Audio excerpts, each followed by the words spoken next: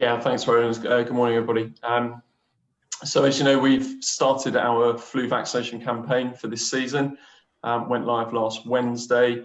Thank you for those that bared with us on the first day. It was slightly slower just while we onboarded vaccinators and signed them off, but we did do a fantastic number on the first day. Since then, the queue has been absolutely minimal. Wait times have been really low, particularly in the last 2 vaccinating days.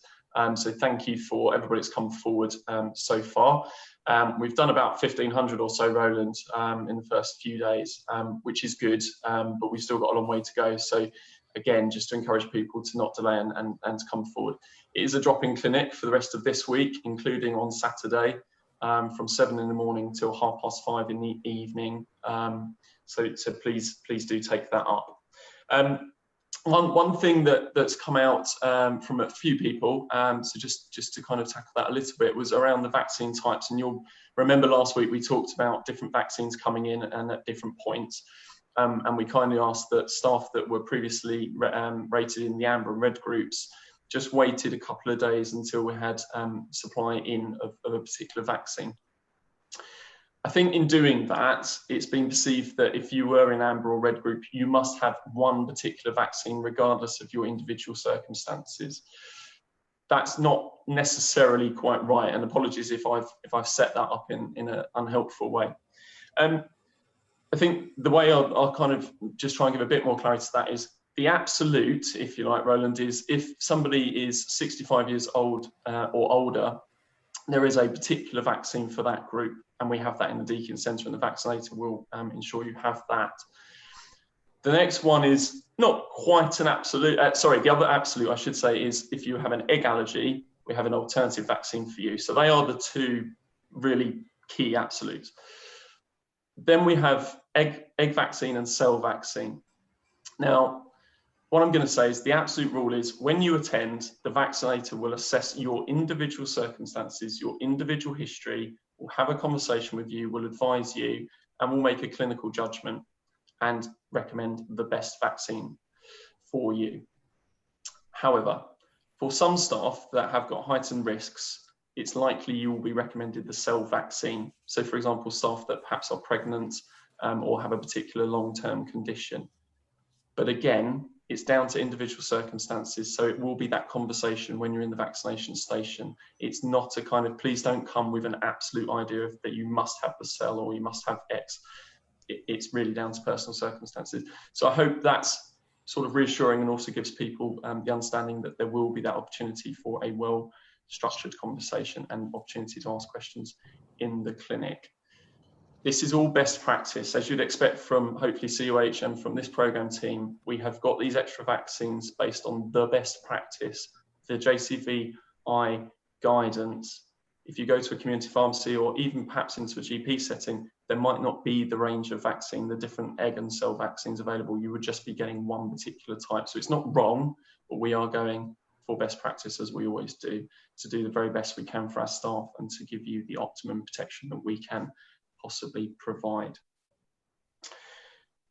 So that's largely where we're at with flu. Now, from Monday the 4th... Sorry, Giles, just for a moment then. So on flu, so that's really helpful. So the overall plan is encouraging all of our colleagues to protect themselves in terms of flu as soon as we possibly can. We want everybody we possibly can to be vaccinated as quickly as we possibly can.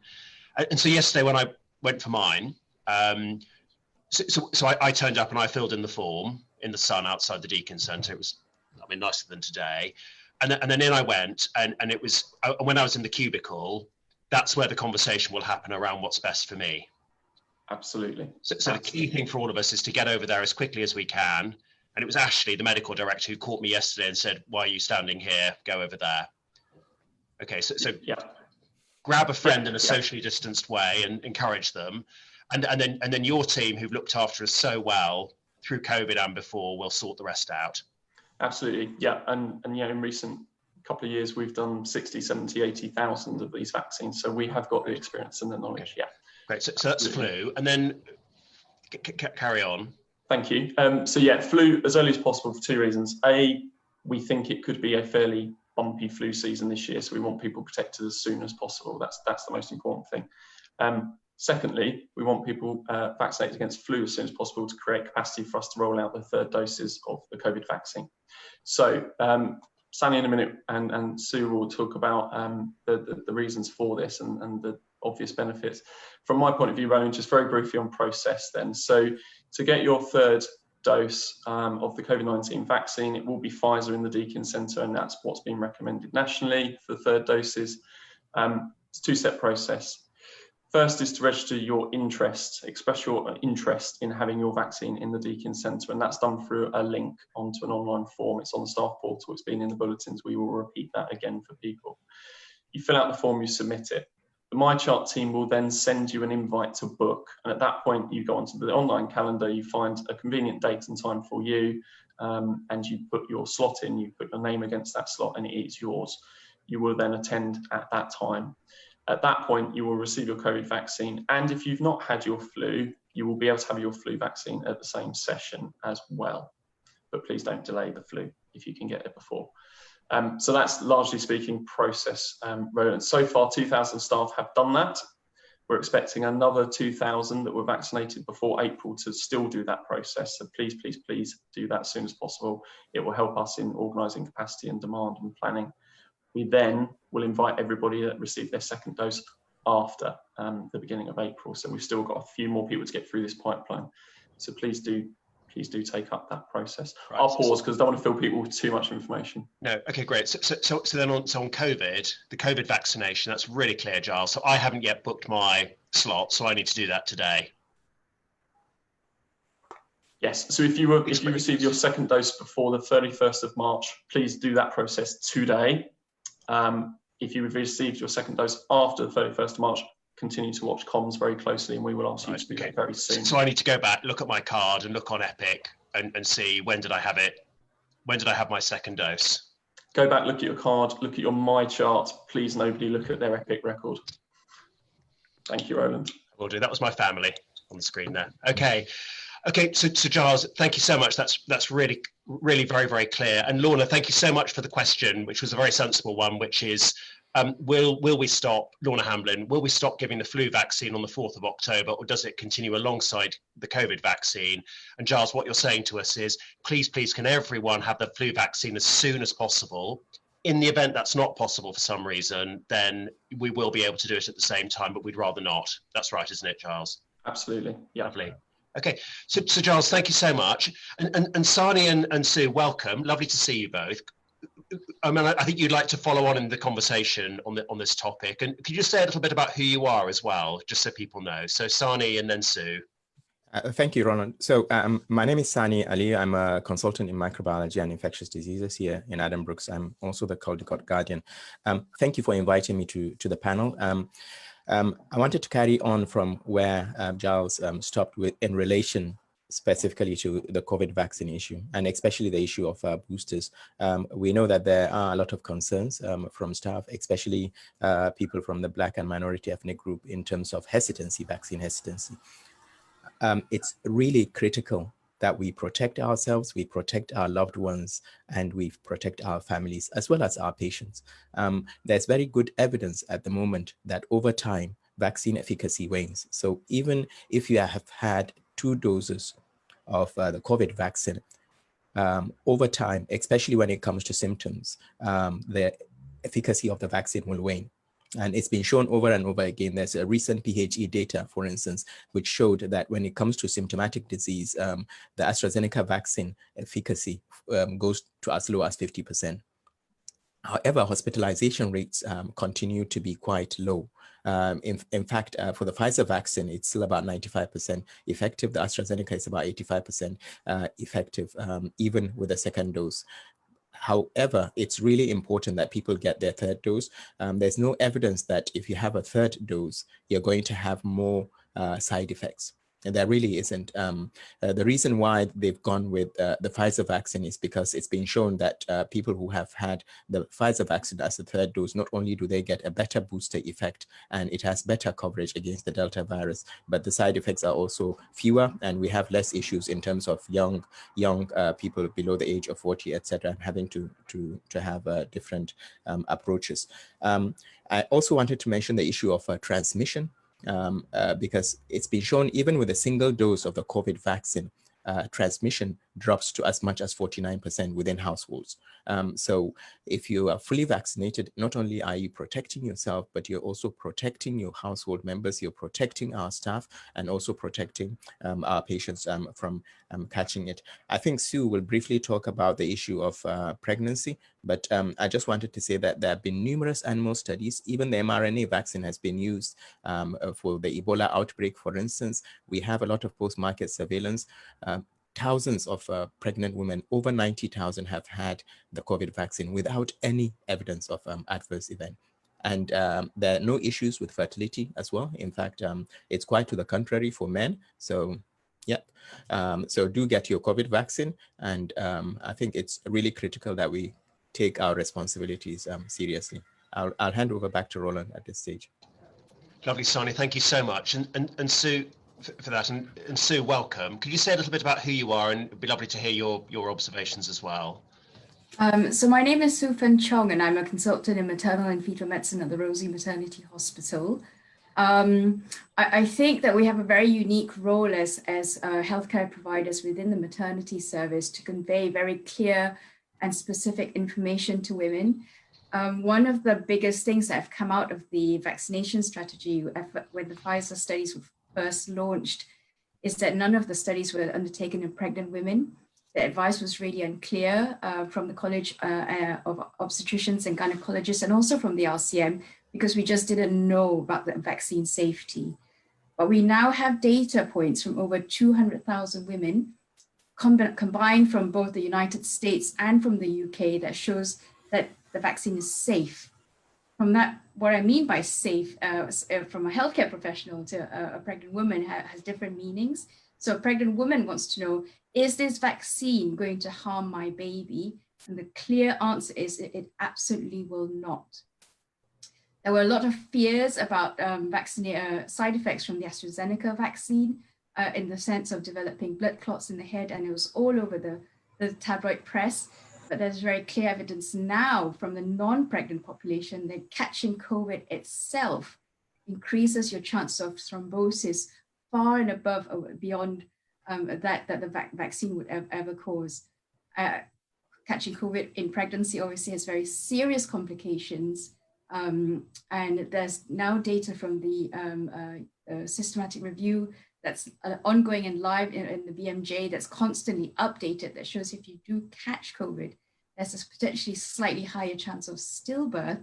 It's not still very well understood, and so that can be a very clear harm to the pregnancy if you catch COVID. And certainly for the women that have had the vaccination, none of them have experienced those very serious adverse pregnancy outcomes. The mRNA virus is not vaccine is not going to change your baby's genetics. It's got the very clear information that we're giving women. The AstraZeneca vaccine is not going to increase your risk of clots. And having vaccination during pregnancy is so very important. What we're hearing from women as well is about the women who've had vaccination before they were pregnant, when the Public Health England vaccination strategy started, became pregnant and then are now afraid to get the second vaccine. We're also getting a lot of queries about whether they should be having one vaccine versus the other. So if they've had the Pfizer vaccine to start off with, they are normally offered the Pfizer vaccine during pregnancy. But if they've had the AstraZeneca vaccine to start off with, then they are not sure about whether to have the Pfizer vaccine or the AstraZeneca vaccine. I think on the surface of it, the vaccination centers do not allow them to choose, but certainly the data shows that they should be having the same vaccine that they had the first time. So if you had the AstraZeneca vaccine, have the second AstraZeneca vaccine again. And there's no evidence that one should be mixing or mixing vaccines, and they provide the same level of protection. There is the subject of fertility, and there have been a lot of concerns recently about how vaccination may perhaps change menstrual cycles. And I think this is a truly reported finding. The information that we're getting through seems to suggest that vaccination may change or may delay the menstrual cycle of the next period, or it may bring forward the menstrual cycle. But there's certainly no, from a woman's perspective, no longer term harms when it comes to reproduction and fertility. So there's no evidence of that. We are also really encouraging women to have vaccination because the antibodies that their body generates, if they choose to breastfeed, will then pass through breast milk and offer their babies protection in that very, very vulnerable period of life. So we're trying to get the message across that vaccination should still continue for COVID during pregnancy, and women should not delay getting their second dose. You're absolutely right, Sunny, that women from the BAME ethnic populations are still very much experiencing hesitancy. I'm not quite sure how we can overcome that apart from just to continue the message that vaccination is absolutely safe during pregnancy and it protects the whole household, as you say. Sue, so huge thank you. Very, very clear again. So Sani and Sue, so what you're saying to us is, and Cambridge is quite it's a lovely place. Cambridge University Hospitals, the University of Cambridge, Addenbrooke's, the Rosie, and we're lovely and very friendly, but we're also very fact-based, aren't we? We look at evidence, we look at the data, and then we come to a view. And one of my experiences here has been that the bar is really very high in terms of where we get to in terms of the advice that we give to keep our patients safe and well and our staff safe and well. So you've reached this conclusion with a very wide range of colleagues nationally and internationally. And it's very powerful and compelling to hear you say, look, this is what the data says. Forget all that noise and stuff and anecdote. This is what the facts say, and this is what we would do. And this is our advice. What do you think? What more could we do to help people who are just thinking, "Gosh, this is really helpful, but I need something more." What advice? What else do we need to do? Is it more listening, more one-to-one engagement with people? What do you think? I think it's more one-to-one engagement, really, because a lot of these concerns tend to be more individual rather than a collective issue. We are available, certainly from the BAME community within CUH, for instance. We do provide support, and we're quite open to be approached. If people want to sit down with us, I'm sure Sue will be quite happy as well to address specific issues or send us an email, etc. And talking about evidence, Ronald, even within CUH, about 60% of our patients coming in have not been vaccinated on ICU, 60%. And even within those 40% that have had vaccination, a lot of them have had only a single dose. You don't want to come in and end up on a ventilator. We've had young people dying. We've had pregnant women dying of a disease that's potentially preventable. So we just have to take our responsibility seriously. But we're very happy to engage with people with staff members that have challenges or feel that the vaccine they may have concerns, etc. And we do understand those concerns because some of them can be quite valid. I absolutely agree, Sunny, and certainly the data from the national surveillance within the UK would show that vaccinated pregnant women have never required hospitalization. And certainly when you've seen somebody in Papworth on ECMO who's pregnant or postnatal who've not been vaccinated, it really does break your heart. I want to get my pom-poms out every time I hear somebody says they've been vaccinated in pregnancy. I just go, yes, well done you. Try your best to get out the message that you've had your vaccine in pregnancy and you're okay. Tell all your friends, because we've really seen devastating effects of COVID in pregnancy and beyond. And it's so heartbreaking to know, as you say, Sunny, that vaccination could really prevent the very, very serious side effects from COVID.